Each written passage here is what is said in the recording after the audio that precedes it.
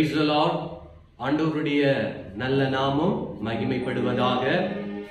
மீண்டும் ஒரு சந்தர்ப்பத்தில் குடும்பத்துடனே சபையாருடனே என் நண்பர்களுடனே இணைந்து ஆராதிப்பதில் நான் மிகுந்த சந்தோஷம் அடைகிறேன்.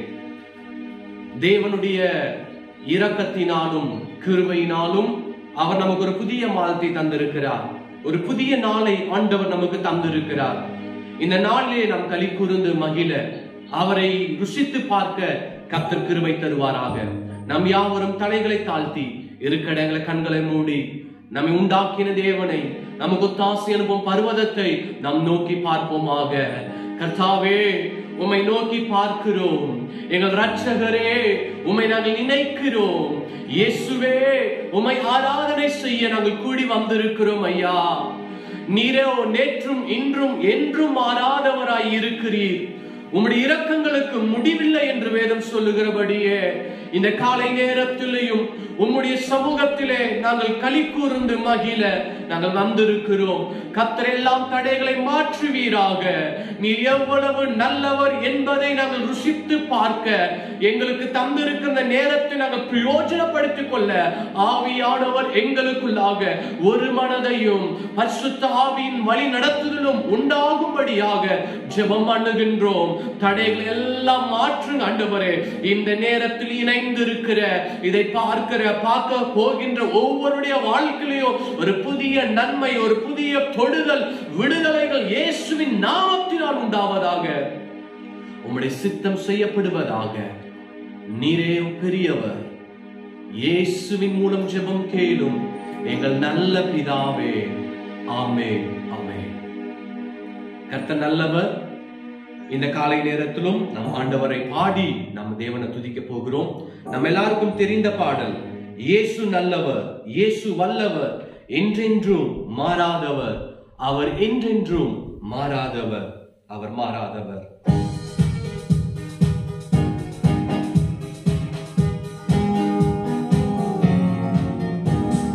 இயேசு நல்லவர், இயேசு வல்லவர், என்றென்றும் மாறாதவர், அவர் என்றென்றும் மாறாதவர். இயேசு நல்லவர், இயேசு வல்லவர், என்றென்றும் மாறாதவர், அவர் என்றென்றும் மாறாதவர். அவர் நல்லவர், சர்வ வல்லவர், அவர் கிருபை என்றும் உள்ளது. அவர் நல்லவர், சர்வ வல்லவர், அவர் கிருபை என்றும் உள்ளது. இயேசு நல்லவர், இயேசு வல்லவர், என்றென்றும் மாறாதவர், அவர் என்றென்றும் மாறாதவர். வியாதியில் விடுதலை தருபவர், அவர் நல்லவர், நல்லவரே. நம் பாவத்தை மன்னிக்கும் பரிசுத்தர், அவர் நல்லவர், நல்லவரே. வியாதியில் விடுதலை தருபவர், அவர் நல்லவர், நல்லவரே. நம் பாவத்தை மன்னிக்கும் பரிசுத்தர், அவர் நல்லவர், நல்லவரே. அவர் நல்லவர், சர்வ வல்லவர், அவர் கிருபை என்றும் உள்ளது. அவர் நல்லவர், சர்வ வல்லவர், அவர் கிருபை என்றும் உள்ளது. இயேசு நல்லவர், இயேசு வல்லவர், என்றென்றும் மாறாதவர், அவர் என்றென்றும் மாறாதவர். இயேசு நல்லவர், இயேசு வல்லவர், என்றென்றும் மாறாதவர், என்றென்றும் மாறாதவர். துன்பத்தில் ஆறுதல் அளிப்பவர், அவர் நல்லவர், நல்லவரே. நம் பாரங்கள் யாவையும் நீக்குவார், அவர் நல்லவர், நல்லவரே. கைதட்டி சொல்லுவோம். துன்பத்தில் ஆறுதல் அளிப்பவர், அவர் நல்லவர், நல்லவரே. நம் பாரங்கள் யாவை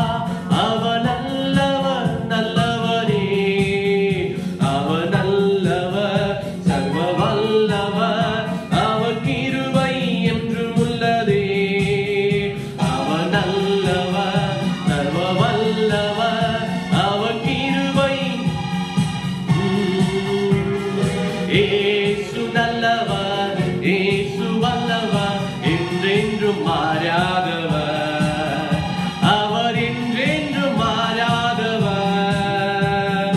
இயேசு நல்லவர், இயேசு வல்லவர், என்றென்றும் மாறாதவர், அவர் என்றென்றும் மாறாதவர்.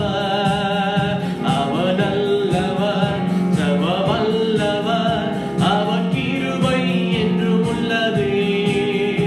அவர் நல்லவர், சர்வ வல்லவர், அவர் கிருபை என்றும் உள்ளது.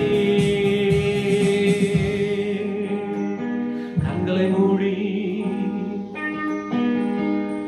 இதுவரை என்னை நடத்தினார், அவர் நல்லவர், நல்லவரே. இனிமேலும் என்னை நடத்துவார், அவர் நல்லவர், நல்லவரே. உங்களையும் என்னையும் நம்முடைய குடும்பத்தையும் இதுவரையும் இம்மட்டும் நடத்தின ஆண்டவர். இருக்க இடத்துல கைகளை உயர்த்தி சொல்லுவோம், ஆண்டவரே, என்னை வாழ வைத்துக் கொண்டிருக்கின்ற தெய்வமே, எனக்காக யாவையும் சிலுவையிலே முடித்த தெய்வமே, நீ நல்லவர், சர்வ வல்லவர், அவர் கிருபை என்று உள்ளது. நீ நல்லவர், சர்வ வல்லவர், அவர் கிருபை என்று உள்ளதே.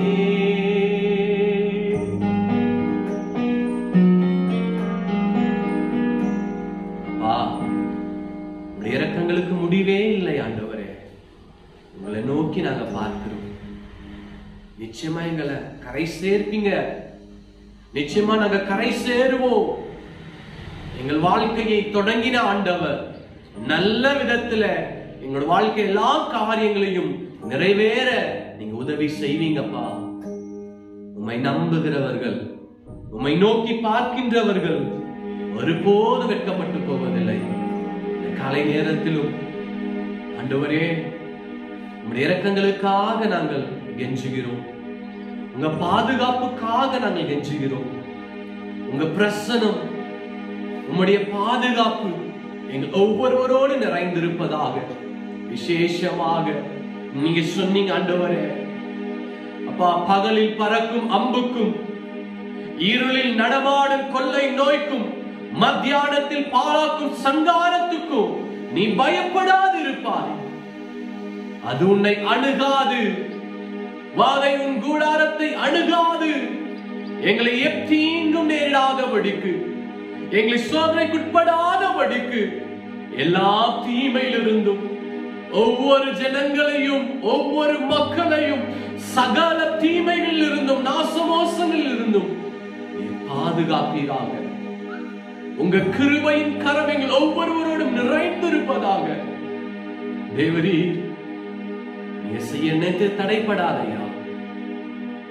உம்முடைய சித்தம் பரலோகத்தில் செய்யப்படுவது போல பூமியிலும் செய்யப்படுவதாக.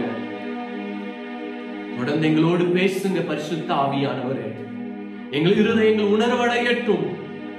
உம்முடைய வார்த்தைகளால் எங்கள் இருதயங்கள் செப்பனிடப்படட்டும். கேட்கிற ஒவ்வொருடைய இருதயங்களுக்குள்ளாகும் உம்முடைய சத்தம் தொனிக்கட்டும். நீர் வெளிப்படும். இயேசுவின் மூலம் ஜெபம் கேளும் எங்கள் நல்ல பிதாவே. ஆமென், ஆமென். Praise the Lord. தேவனுக்கே மகிமை உண்டாகட்டும். இந்த காலை நேரத்திலும் இந்த புதிய மாதத்தின் இந்த முதல் ஞாயிற்றுக்கிழமையில ஆண்டுடைய வார்த்தையை உங்களோடு ஷேர் பண்ணுவதில் நான் ரொம்ப சந்தோஷம் அடைகிறேன். இந்த நாளிலும் நம் தியானத்துக்கு என்று எடுத்துக்கொள்ளுகிற ஒரு வேத பகுதி நம் யாவரும் திருப்பிக் கொள்வோம். எரேமியாவின் புஸ்தகம் 15ஆம் அதிகாரம், அதனுடைய 20வது வசனம். எரேமியாவின் புஸ்தகம் 15ஆம் அதிகாரம், அதனுடைய 20வது வசனம். நான் வாசிக்கிறேன், நீங்கள் கவனமாய் கேளுங்கள், பாருங்கள். உன்னை இந்த ஜனத்துக்கு எதிரே அரணான வெண்கல அலங்கமாக்குவேன். அவர்கள் உனக்கு விரோதமாக யுத்தம் பண்ணுவார்கள், ஆனாலும் உன்னை மேற்கொள்ள மாட்டார்கள். உன்னை ரட்சிப்பதற்காகவும் உன்னை தப்புவிப்பதற்காகவும் நான் உன்னுடனே இருக்கிறேன் என்று கர்த்தர் சொல்லுகிறார். உன்னை ரட்சிப்பதற்காகவும் உன்னை தப்புவிப்பதற்காகவும் நான் உன்னுடனே இருக்கிறேன் என்று கர்த்தர் சொல்லுகிறார். I am with you to save you and to deliver you. உன்னை நான் தப்புவிப்பதற்காகவும் உன்னை நான் ரட்சிப்பதற்காகவும். இந்த வார்த்தை கேட்டுக்கொண்டிருக்கிற என் அன்பானவர்களே, கர்த்தருடைய வாக்கு உங்களையும் உங்கள் குடும்பத்தையும் உங்கள் தலைமுறைகளையும் தப்புவிப்பதற்காகவும் ரட்சிப்பதற்காகவும் நான் உங்களுடனே கூட இருக்கிறேன் என்று ஆண்டவர் வாக்கு பண்ணுகிறார். ஒரு அல்லேலூயா சொல்வோமே. அல்லேலூயா. ஒவ்வொரு நாளும் பல எதிர்பார்ப்புகளோடு நாம் காணப்படுகிறோம். Every day our expectations going high. நம்முடைய எண்ணங்கள் எதிர்பார்ப்புகள் அதிகமாகிக் கொண்டே இருக்கிறது.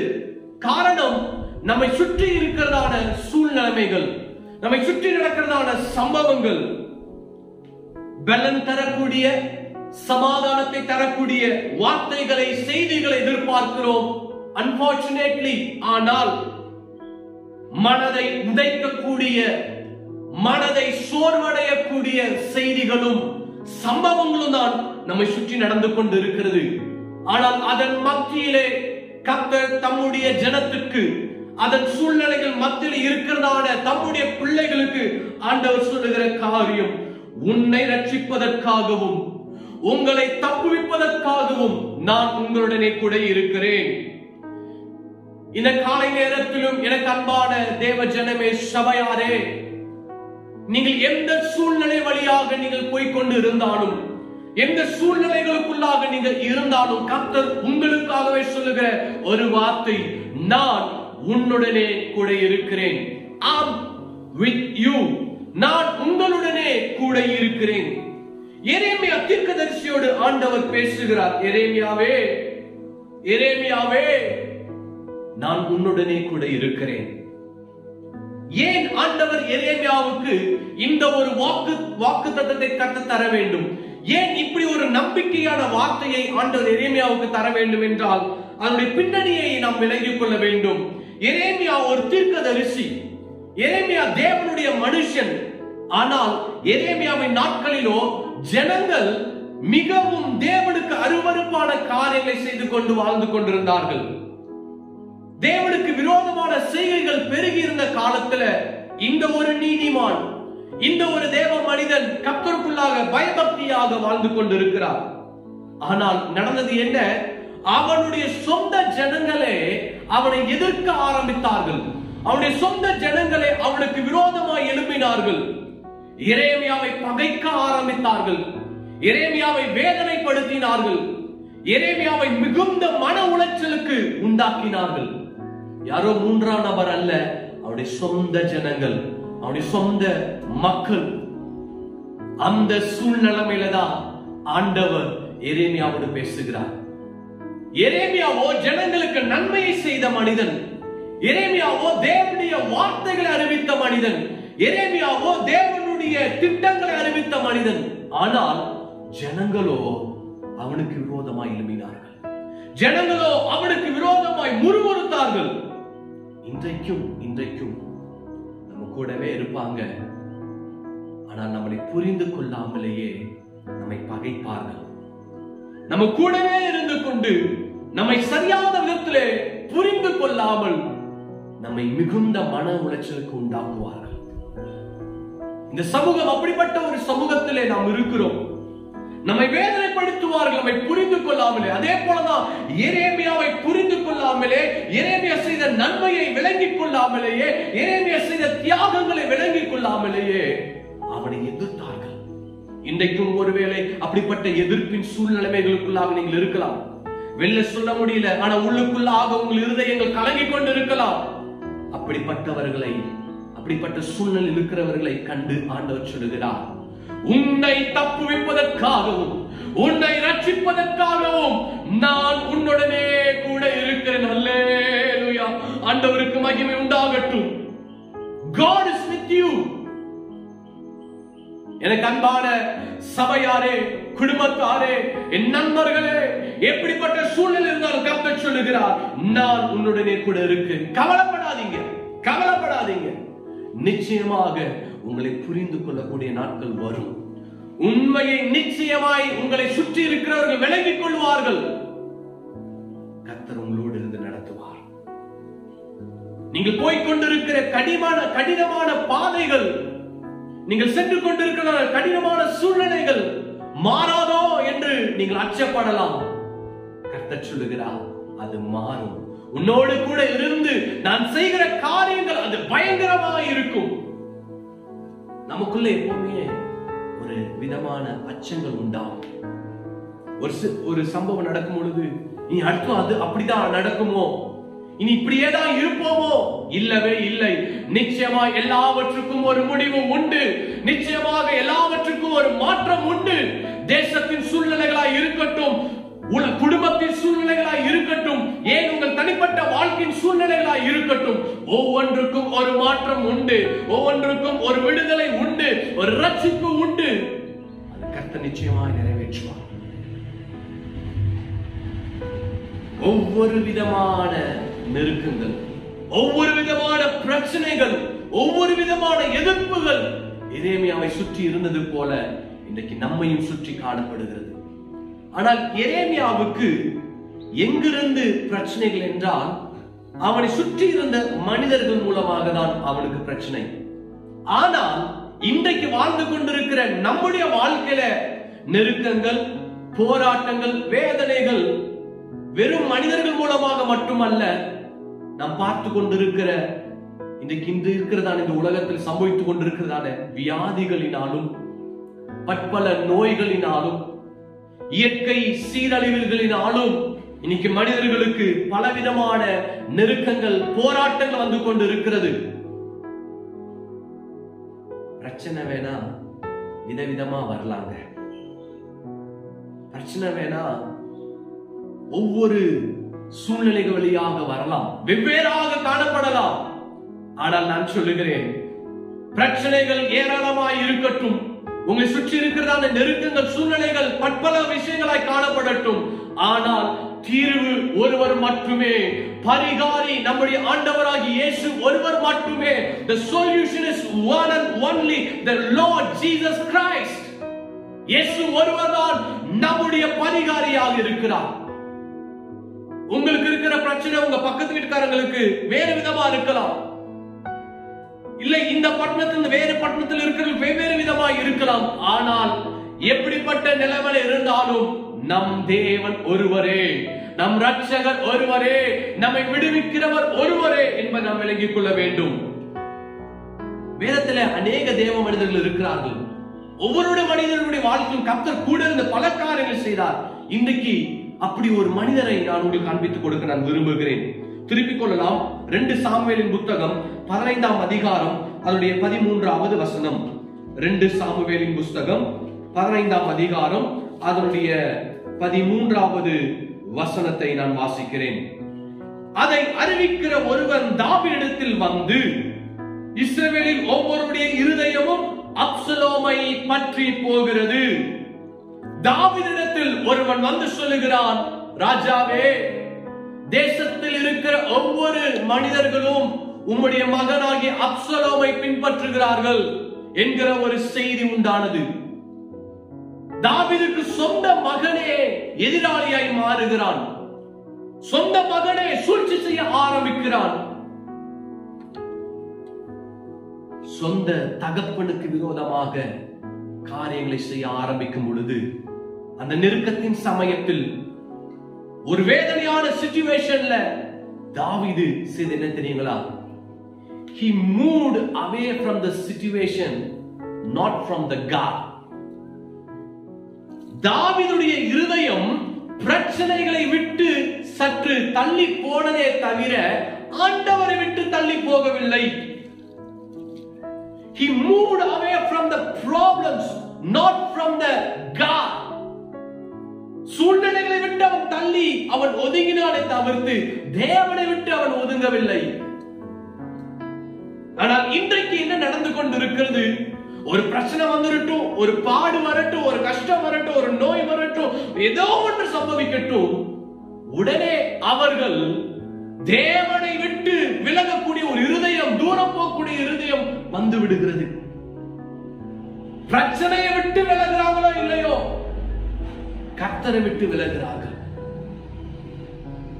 ஒரே வீட்டுல இருப்பாங்க, அந்த வீட்டுக்குள்ள பிரச்சனை இருக்கும், ஆனா அந்த வீட்டை விட்டு போக மாட்டாங்க, அந்த வீட்டுக்குள்ளதான் இருப்பாங்க, ஆனா கர்த்தரை தேடுவது இல்லை.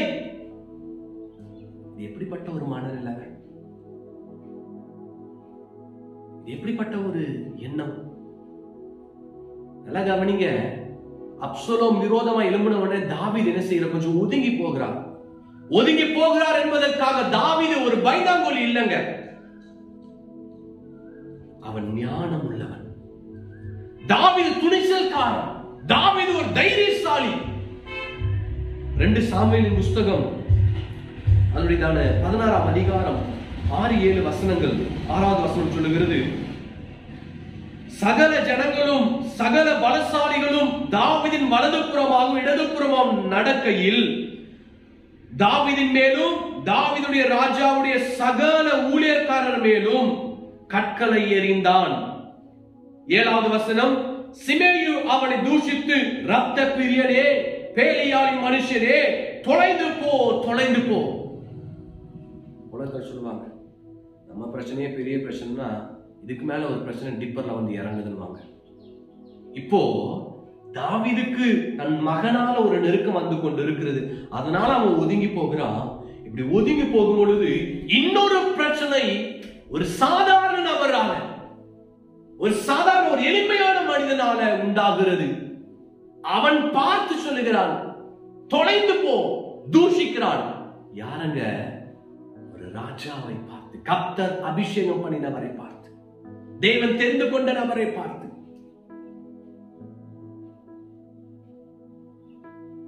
ஏற்கனவே மகனால வேதனை, இப்போ இன்னொருவர் மூலமாக கல்களை எடுத்து எறிந்தான். பொதுவா யாருங்க இந்த உலகத்தை நம்ம கல்லை தூக்கி அடிப்போம்? ஒரு நாயை. ஒரு நாயை விட அற்பமாக எண்ணப்படுகிற அளவுக்கு தாவீதுடைய நிலைமை போனது. தாவீதுடைய நிலைமை போனது. இன்னைக்கு உங்களையும் இந்த சமூகம் சில நேரங்கள்ல ரொம்ப அற்பமா நினைக்கலாம், உங்களையும் ரொம்ப சீப்பா எடை போடலாம். ஆனால் வேதம் சொல்லுகிறது, தாவீது அந்த சூழ்நிலையில், அந்த போராட்டத்தின் அந்த மனவேதனையான சூழ்நிலை அவன் நிதானமாய் அவன் நடந்தான். அவன் நிதானத்தை அவன் இழக்கவில்லை. தாவீது ஒதுங்கினதுனால அவன் பயந்துட்டான் என்பதற்கான அர்த்தம் இல்லைங்க. அவன் புத்திசாலித்தனமாக அவன் நடந்தான். ஒரு புத்திசாலியான மனிதனாக அவன் நடந்தான். இன்னைக்கு மனுஷனுடைய எண்ணம் என்ன தெரியுங்களா? நம்ம கொஞ்சம் அமைதியா இருந்தோம்னா, இல்ல நம்ம கொஞ்சம் ஒதுங்கி போகிற மாதிரி இருந்தோம்னா உடனே என்ன சொல்லிடுறாங்க, அவன் வேஸ்ட், அவனால ஒண்ணும் ஆகாது, அவங்கெல்லாம் ரொம்ப அப்படின்ற நிலைமையில உலகம் எடுத்துக்கொள்கிறது. நான் சொல்லுகிறேன், நிதானமாய் நடப்பதினால, சற்று சூழ்நிலைகளை கண்டு கொஞ்சம் ஒதுங்குவதனால நாம் கோழை என்பது அல்ல. தாவீது ஒரு கோழை அல்ல. அன்பு ஜனமே, சில காரியங்கள் நாம் ஒதுங்கி இருப்பதும் நிதானமாய் நாம் நடப்பதும் மிகவும் அவசியமானவை. இந்த காலகட்டத்தில் சில விஷயங்களை நாம கொஞ்சம் அவாய்ட் பண்ணுவதும், சில காரியங்கள் நாம ரொம்ப கவனமாய் நிதானமாய் நடப்பது ரொம்பவும் ரொம்பவும் அவசியமானவை. இந்த பேண்டமிக் சிச்சுவேஷன்ல உலகம் முழுவதும் இந்த செகண்ட் வேவ்ல, இந்த கோவிட்-19 பாதிக்கப்பட்டிருக்கிற சிச்சுவேஷன்ல எனக்கு ஒண்ணும் ஆகாது, எனக்கு இம்யூனிட்டி பவர் இருக்கு, எனக்கு நல்ல ஸ்ட்ரென்த் இருக்கு அப்படின்னு சொல்லி கொஞ்சம் திமிரா எந்த பிரிகாஷன்ஸும் நம்ம எடுக்காம நம்ம துணிகரமாக நாம் செல்வோமானால், நிதானத்தை இழப்போமானால், அதனுடைய வேதனையை நீங்கள் நிச்சயமாய் அனுபவிக்க வேண்டி இருக்கும். தாவீது இங்க கொஞ்சம் நிதானமா நடக்கிறார். நடந்ததுனால என்ன சொல்றாரு? 2 சாமுவேல் 16ஆம் அதிகாரம் அதனுடைய 12வது வசனத்தை வாசிக்கலாம். 2 சாமுவேல் 16ஆம் அதிகாரம் 12வது வசனத்துல, ஒருவேளை கர்த்தர் என் சிறுமையை பார்த்து இந்த நாளில் அவன் நிந்தித்த நிந்தனைக்கு பதிலாக எனக்கு நன்மையை சரி கட்டுவார் என்றான். தாவீது சொல்லுகிறார், அவன் தூஷித்து போட்டும், என் மகன் எனக்கு விரோதமா எழுப்பிட்டு போட்டும், உலகத்தில் என்ன சம்பவித்தால் சம்பவிச்சுட்டு போட்டும், கர்த்தர் எனக்கு நன்மை செய்வார். அல்லேலூயா. ஆண்டவருடைய வசனம் சொல்லுகிறது, கர்த்தர் உங்களுக்கும் நன்மை செய்வார். நெருக்கத்துல ஆண்டவரை தாவீது தூஷிக்கலங்க. போராட்டத்துல ஆண்டவரை விட்டு அவன் விலகி போகல.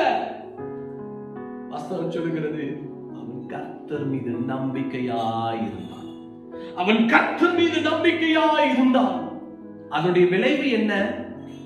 அந்த நிதானத்தினால், கர்த்தர் மீது இருந்த நம்பிக்கையினால் ஏற்பட்ட விளைவு என்ன தெரியுங்களா? வாசிக்கலாம். 2 சாமுவேல் 19ஆம் அதிகாரம் அதனுடைய 18வது வசனம். 2 சாமுவேல் 19ஆம் அதிகாரம் 18வது வசனம் நான் வாசிக்கிறேன். அவர்கள் ராஜாவின் வீட்டாரை இக்கரைப்படுத்தவும் அவன் விரும்பும் காரியத்துக்கு உதவும் ஒரு படகு இக்கரையில வந்தது. அப்பொழுது கோராவின் குமாரனாகிய சிமேயு யோர்தானை கடக்கிற போகிற ராஜாவுக்கு முன்பாக தாழ விழுந்தான். தாவீதுக்கு முன்பாக அவன் தாழ விழுந்தான்.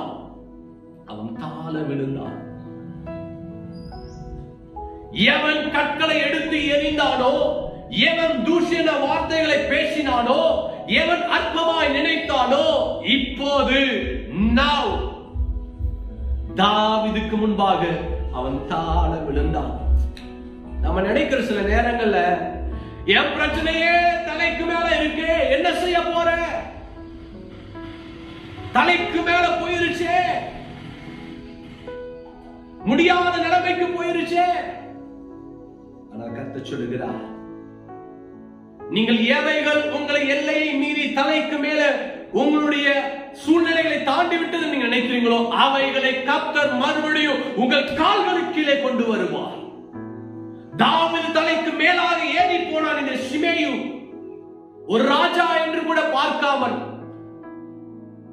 வயதில் மூத்தவன் என்று கூட பார்க்காமல் அற்பமா எண்ணினான். ஆனால் அதே சிமேயுவை கர்த்தர் காலுக்கு கீழாக கொண்டு வர வைத்தார். உங்களுக்கு மேலாக இருக்குது என்று நினைக்கிற சூழ்நிலைகளை கர்த்தர் உங்கள் கால்களுக்கு கீழாக கொண்டு வருவார். அல்லேலூயா சொல்லுவோம். அல்லேலூயா. உங்களை மிதிச்சு உங்களை அழுத்த நினைக்கிற சூழ்நிலைகளை மாற்றி நீங்கள் அவைகளை மிதித்து முன்னேறி போகும்படியாக கர்த்தர் உங்கள் வாழ்க்கையில உதவி செய்வார். உங்களை மிதித்து அழுத்த நினைக்கிற சூழ்நிலைகளை கர்த்தர் மாற்றி நீங்கள் அவைகளை மிதித்து தாண்டி போக, கடந்து போக கர்த்தர் இரக்கம் பாராட்டுவார். உங்கள் கால்களுக்கு கீழாக அவைகள் அடங்கி போகும். முடியலையே, சோர்ந்து போய் உட்காராதீங்க. அவைகளை கர்த்தர் உங்கள் கால்களுக்கு கீழே கொண்டு வருவார். எசையாவின் தீர்க்கதரிசன புஸ்தகம் 59ஆம் அதிகாரம் அதனுடையதான 19வது வசனம் சொல்லுகிறது. எசையா தீர்க்கதரிசன புஸ்தகம் 59ஆம் அதிகாரம் அதனுடைய 19வது வசனத்தை வாசிக்கிறேன். அப்பொழுது சூரியன் அஸ்தமிக்கும் திசை தொடங்கி கர்த்தர் நாமத்துக்கும் சூரியன் உதிக்கும் திசை அவருடைய மகிமைக்கும் பயப்படுவார்கள். வெள்ளம் போல சத்துரு வரும் பொழுது கர்த்தருடைய ஆவியானவர் அவனுக்கு விரோதமாய் கொடியேற்றுவார். வெள்ளம் போல தலைக்கு மேல சூழ்நிலைகள் எழும்பும் பொழுது ஆண்டவர் உங்களுக்காக அவர் கொடியை ஏற்றுவார். அல்லேலூயா, அல்லேலூயா. உங்களை தப்புவிப்பதற்காக, உங்களை விடுவிப்பதற்காக, உங்களுக்கு ஜெயத்தை கொண்டு வருவதற்காக அவர் உங்களுடனே கூட இருக்கிறார். உங்களுக்கு விரோதமாக ஏராளமான ஆயுதங்கள் உருவாக்கப்படலாம், உருவாக்கப்படும். ஆனால் அவைகள் வாய்க்காதே போகும், அவைகள் வாய்க்காதே போகும்.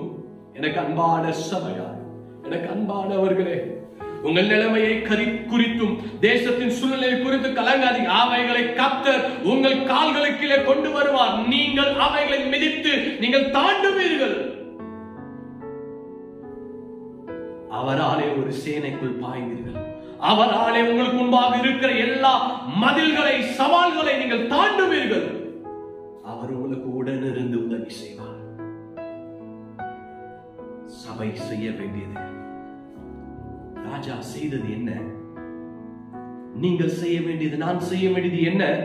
2 சாமுவேலின் புஸ்தகம் அதனுடைய 22ஆம் அதிகாரம் அதனுடைய 7வது வசனம். 2 சாமுவேலின் புஸ்தகம் 22ஆம் அதிகாரம் 7வது வசனம்.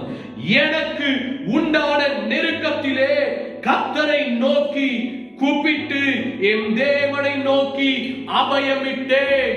எனக்கு உண்டான நெருக்கத்திலே கர்த்தரை நோக்கி கூப்பிட்டு நான் அபயமிட்டேன். தாவீது தேவனை விடவில்லை. பிரச்சனை எப்படிப்பட்டதா இருந்தாலும் என் கர்த்தாவே நீர் எனக்கு போதும் ஐயா. தேவனை விட்டு டைவர்ட் பண்ணுவதற்கு சத்ரு எழும்புவாங்க.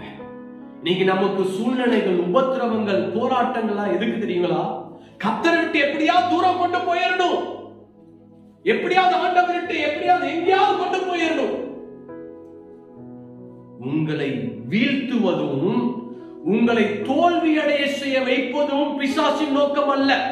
நல்லா விளங்கிக் கொள்ளணும். உங்களை வீழ்த்துவதும் தோல்வி அடைய செய்ய வேண்டும் பிசாசின் நோக்கம் அல்ல. அவருடைய நோக்கமே தேவனை விட்டு பிரிக்கணும், கர்த்தரை விட்டு பிரிக்கணும். நீங்கள் கர்த்தரை பற்றிக் கொள்கிறவர்களா இருக்கக்கூடாது. காட்ஸ் பிளான் என்ன தெரியுங்களா? ஆண்டோட திட்டம் என்ன தெரியுங்களா? நீங்க முதலாவது அவரை தேடணும், பிற்பாடு எல்லாம் உங்களுக்கு கொடுக்கப்படும். ஆனா பிசாசுடைய நோக்கம் என்ன தெரியுங்களா? முதலாவது அவரை விட்டு உங்களை பிரிக்கணும், அப்புறம் எல்லாத்தையும் எடுத்துடணும். ஆண்டோட திட்டம் முதலாவது நீங்க ஆண்டவரை தேடணும், அவர் உங்களுக்கு எல்லாம் கொடுப்பாரு, அவர் கொடுக்கணும். ஆனா பிசாசுடைய திட்டம் என்ன? உங்களை அவரை விட்டு பிரிக்கணும், எல்லாத்தையும் எடுக்கணும். சமாதானத்தை, சந்தோஷத்தை, நன்மையை, ஆசீர்வாதத்தை, புகழ, பேரை எல்லாத்தையும் எடுக்கணும். ஆனா இது எப்ப நடக்கணும்? உங்களை அவர் விட்டு பிரிச்சிட்டாலே இதெல்லாம் நடக்கும். பிசாசுக்கு எல்லாம் தெரியும். உங்களை அவர் விட்டு பிரிச்சிட்டாலே. அதனாலதான் தாவீது நிதானமாய் நடந்தான். அவன் கர்த்தரை பற்றி கொண்டான். நான் விசுவாசிக்கிறேன், பரிசுத்த ஆவியானவர் உங்கள் இருதயங்களுக்குள்ளாக பேசிக் கொண்டிருக்கிறார். 2 சாமுவேல் 15ஆம் அதிகாரம் 4வது வசனம் சொல்லுகிறது. 2 நாளாகமும் 15ஆம் அதிகாரம் 4வது வசனம். தங்கள் நெருக்கத்திலே இஸ்ரவேலின் தேவனாகிய கர்த்தருக்கு திரும்பி அவரை தேடின போது அவர் அவர்களுக்கு வெளிப்பட்டார். தங்கள் நெருக்கத்திலே அவர்கள் தேவனிடத்தில் திரும்பி அவரை தேடின போதோ அவர் அவர்களுக்கு வெளிப்பட்டார். இன்னைக்கு உங்களுடைய நெருக்கத்துல நீங்க என்ன செய்து கொண்டு இருக்கிறீங்க? உங்க பிரச்சனையில நீங்க என்ன செய்றீங்க? உங்களுடைய சவால்கள்ல நீங்க என்ன செய்றீங்க? கொஞ்சம் சிந்திச்சு பாருங்க. உங்க நெருக்கத்துல அவரை தேடுறீங்களா? அவரை பற்றி கொள்ளுகிறீங்களா? நிதானமா இருக்கிறீங்களா? கர்த்தரே உங்களுக்கு உதவி செய்வாராக. 2வது, எரேமியா என்ன செய்தார்? சபை என்ன செய்ய வேண்டும்? எரேமியாவின் புஸ்தகம் 15ஆம் அதிகாரம் அதனுடைய 19வது வசனம். எரேமியாவின் புஸ்தகம் 15ஆம் அதிகாரம் அதனுடைய 19வது வசனத்தை நான் வாசிக்கிறேன். இதன் நிமித்தம் நீ திரும்பினால் நான் உன்னை திரும்ப சீர்படுத்துவேன். தட் மீன்ஸ் ஆண்டவர் இங்க என்ன சொல்றாரு எரேமியாட்ட? எரேமியாவே, நான் உன்னோடு இருந்து உன்னை தப்புவிக்கணும்னா, நான் உன்னை ரட்சிக்கணும்னா, உனக்கு நான் உதவி செய்யணும்னா, நீ என் வார்த்தைக்கு நீ கீழ்ப்படியணும். நீ என் வார்த்தைக்கு கீழ்ப்படிய வேண்டும் என்று ஆவியானவர் நம்மிடத்தில் எதிர்பார்க்கிறார். மெஜாரிட்டி ப்ராப்ளம் என்ன தெரியுங்களா? இன்னைக்கு எரேமியாவை சுற்றி இருக்கிற அத்தனை பேரும் பெரும்பான்மையானோர் தேவனுக்கு கீழ்ப்படியல. ஆனா அதுல ஒரு மனிதன் தான் இந்த எரேமியா. கர்த்தரை என்ன செய்கிறான்?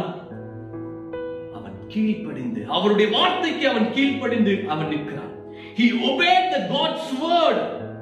எனக்கு அன்பானவர்களே, கீழ்ப்படியாமை உங்க வாழ்க்கையில வர வேண்டிய சகல நன்மைகளை, முன்னேற்றங்களை தடை பண்ணி போடும். கவர்மெண்ட் நமக்கு என்ன சொல்லுது? இன்னைக்கு மாஸ்க் போடுங்க, சோஷியல் டிஸ்டன்ஸ் மெயின்டைன் பண்ணுங்க, வேக்சினேஷன் எடுத்துக்குங்க. யார் ஒருவர் அதற்கு செவி கொடுக்கிறாங்களோ அவங்க அதனுடைய பெனிஃபிட்ஸை பார்க்கிறாங்க. இன்னைக்கு டாக்டர்ஸ் உடையதான மேக்ஸிமம் எல்லா டாக்டர்ஸ் உடைய ஒரு ஹை அட்வைஸ் என்ன தெரியுங்களா? wear a mask. இந்த COVID-19ல நீங்க பிரிகாஷனா நீங்க இருக்கணும்னா kindly wear a mask.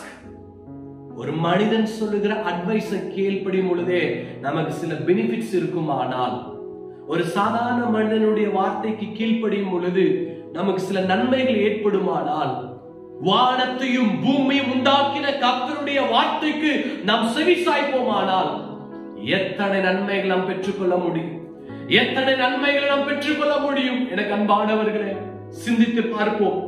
தேவனுக்கு கீழ்ப்படிவதுதான் உத்தமமானது, தேவனுக்கு கீழ்ப்படிவதுதான் நியாயமானது. உங்க வாழ்க்கையில அனுதினமும் அவர் உங்களுக்கு என்ன சொல்லுகிறாரோ, அவர் உங்களுக்கு என்ன உணர்த்துகிறாரோ அதனுடைய வார்த்தைகளுக்கு நீங்கள் செவி சாய்த்து கீழ்ப்படிந்து பாருங்கள். உங்களோடு கூட இருந்து உங்களை ரட்சிப்பார், உங்களை தப்புவிப்பார், உங்களை மேன்மையான ஸ்தானத்தில் அவர் வைப்பார். நீங்க ஒப்பு கொடுப்பீர்களா?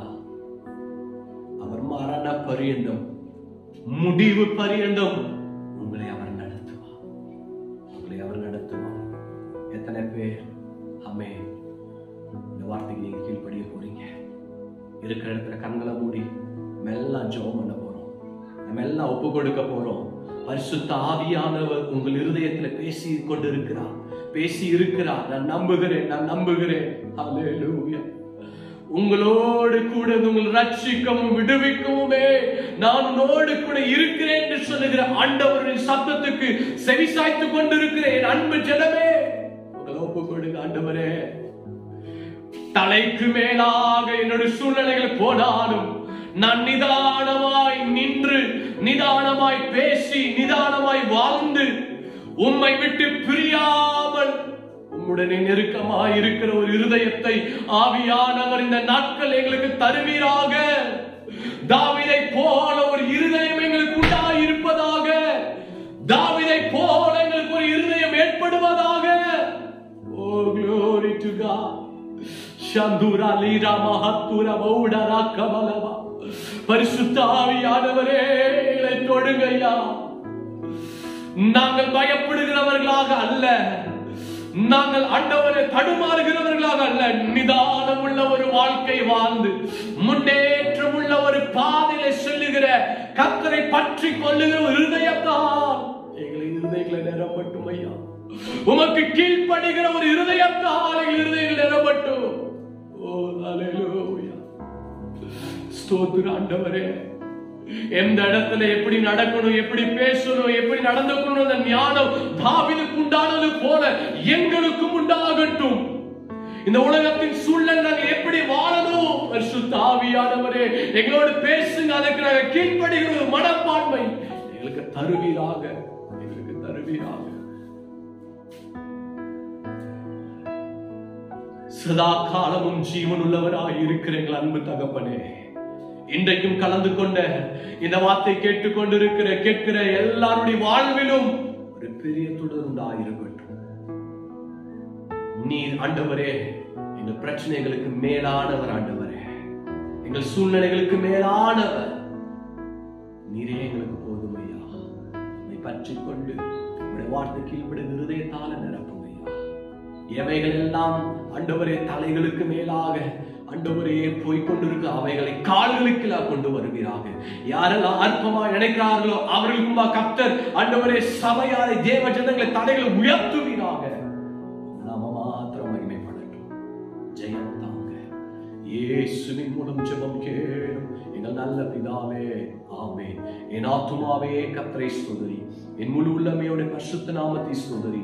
என் ஆத்துமாவே கர்த்தரை ஸ்தோத்திரி, கர்த்தர் செய்த சகல உபகாரங்களை மறவாதே. ஆமென். நம்முடைய கர்த்தராகிய இயேசு கிறிஸ்துவினுடைய கிருபையும் பிதாவாகிய தேவனுடைய அன்பும் பரிசுத்த ஆவியானுடைய அன்யோன்ய ஐக்கியமும் சந்தோஷமும் சமாதானமும் வருகை மற்றும் நம் அனைவருடனே God bless you.